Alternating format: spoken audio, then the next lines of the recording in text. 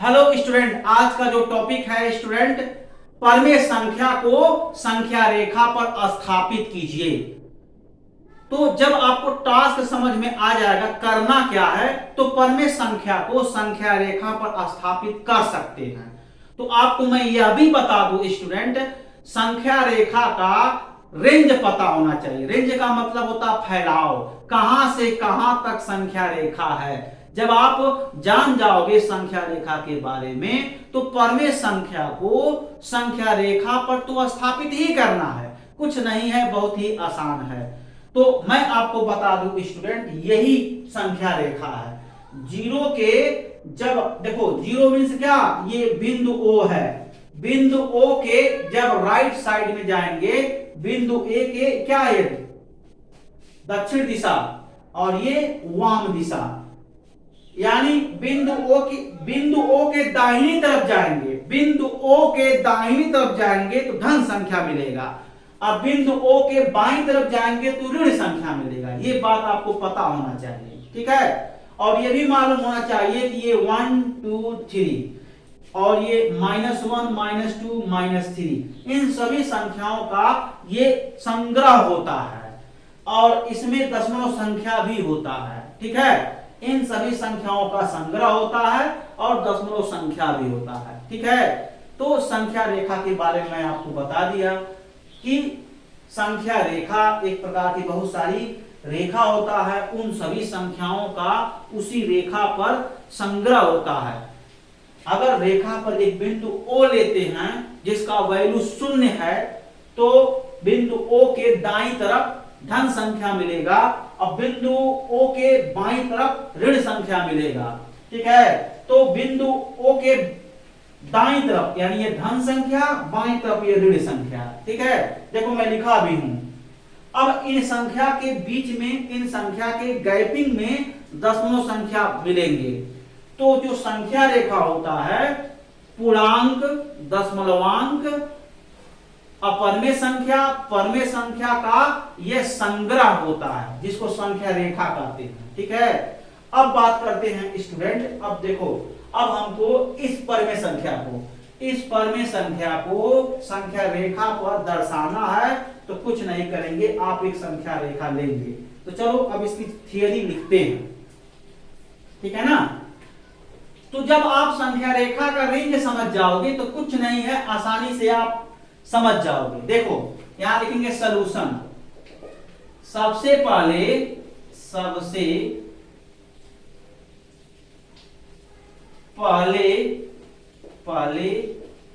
एक संख्या रेखा खींचा।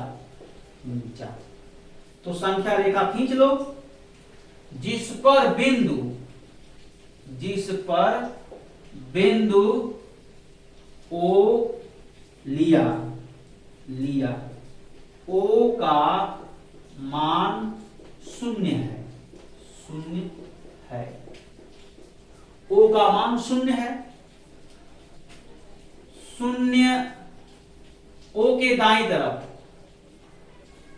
बिंदु ओ के दाईं तरफ धन संख्या तथा बिंदु ओ के बाईं तरफ बिंदु ओ के बाईं तरफ ऋण संख्या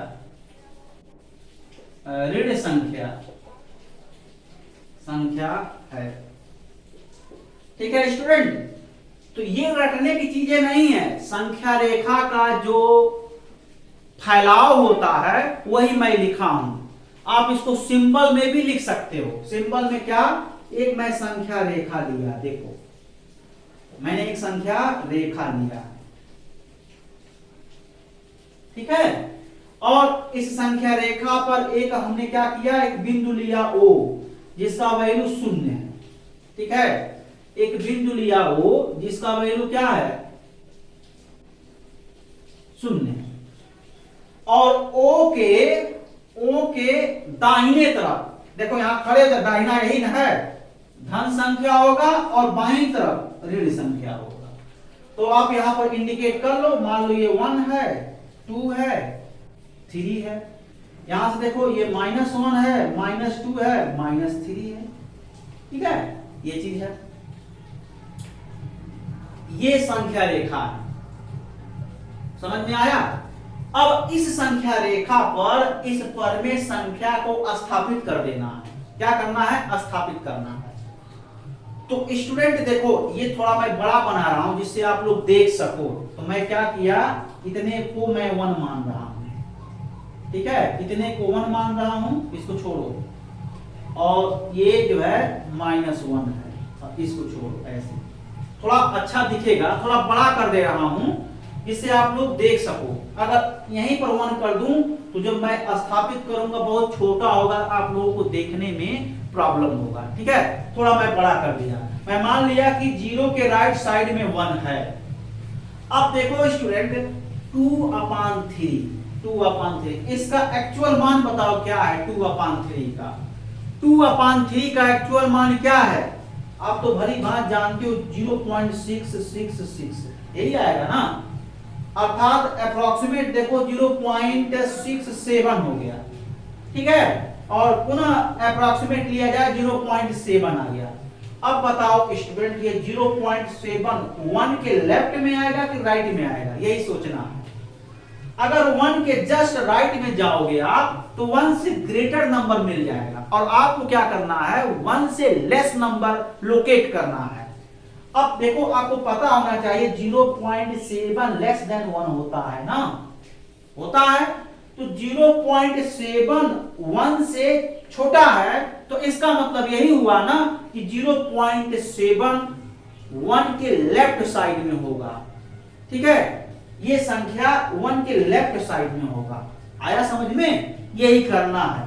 तो मान लो यहां कहीं है, मैंने इंडिकेट किया, और ये वैल्यू p है, और इसका वैल्यू क्या है स्टूडेंट? ये 2/3 है, 2/3 है। अब यहां से लेकर के यहां तक का वैल्यू 2/3 है। अब आपको 1/3 देख रहा है, 1/3 देखना है। अब देखो 1/3 का मतलब क्या है? 2/3 का आधा कर दो, 2/3 में 2 से भाग दे दो, और इसका वैल्यू क्या आ जाएगा? 1/3। ये 2 से 2 कैंसिल हो जाएगा, 1/3 आएगा। ठीक है, तो स्टूडेंट देखो, कुछ नहीं है इसमें, यही सब करना है इसमें। देखो ना, 2/3 देखो स्थापित कर दिए संख्या रेखा पर, कर दिए ना। अब देखो बचा क्या? 1/3। अब यहां से देख लो 1/3 कंपैरिजन करो, 2/3 1/3, इसमें कौन बड़ा कौन छोटा है यही जान लो। 2/3 1/3 में कौन बड़ा है कौन छोटा है यही समझ लो।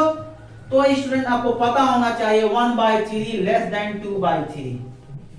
आप देख सकते हो 1/3 का 2 गुना है 2/3, तो 2/3 1/3 से बड़ा है, तो स्पष्ट है कि 2/3 के लेफ्ट में 1/3 आएगा, 2/3 के बाईं तरफ 1/3 आएगा।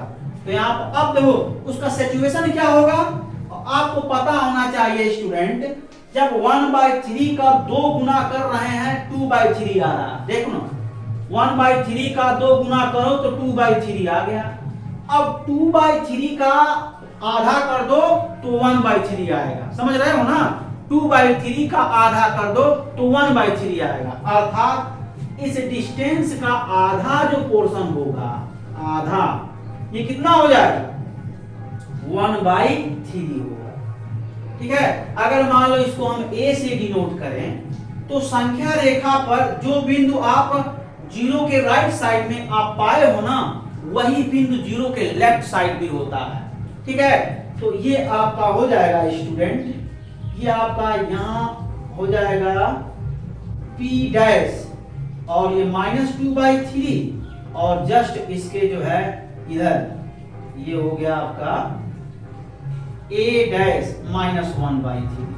ठीक है, देखो संख्या रेखा को हम दर्शा दिए, ऋण दिशा और सॉरी स्टूडेंट, धन दिशा और ऋण दिशा दोनों में हम दर्शा दिए। यही इसमें करने होते हैं स्टूडेंट, ठीक है ना। तो बाकी के कुछ क्वेश्चन हम दिए हैं नोट में, होमवर्क, उसको आप लोग खुद करेंगे। और जो लिखना होता है ना स्टूडेंट, जरूरी नहीं कि एग्जाम में लिखा ही जाए, आप सेंटेंस नहीं भी लिख सकते हैं, आप ऐसे ही एग्जाम में लोकेट कर देंगे, आपको पूरा नंबर मिल जाएगा। और लिखने में कोई दिक्कत ही नहीं है। 0 के दाहिने तरफ P बिंदु है जिसका वैल्यू 2/3 है, और P के बाईं तरफ बिंदु A है जिसका मान 1/3 है, और 0 के बाईं तरफ A' और P' है जिसका वैल्यू इतना है। यही सेंटेंस में लिखना रहता है। अगर आप नहीं भी लिखते हो, केवल संख्या रेखा बना करके नंबर को लोकेट कर देते हो संख्या रेखा पर, तो भी सही है, गलत नहीं है, ठीक है ना।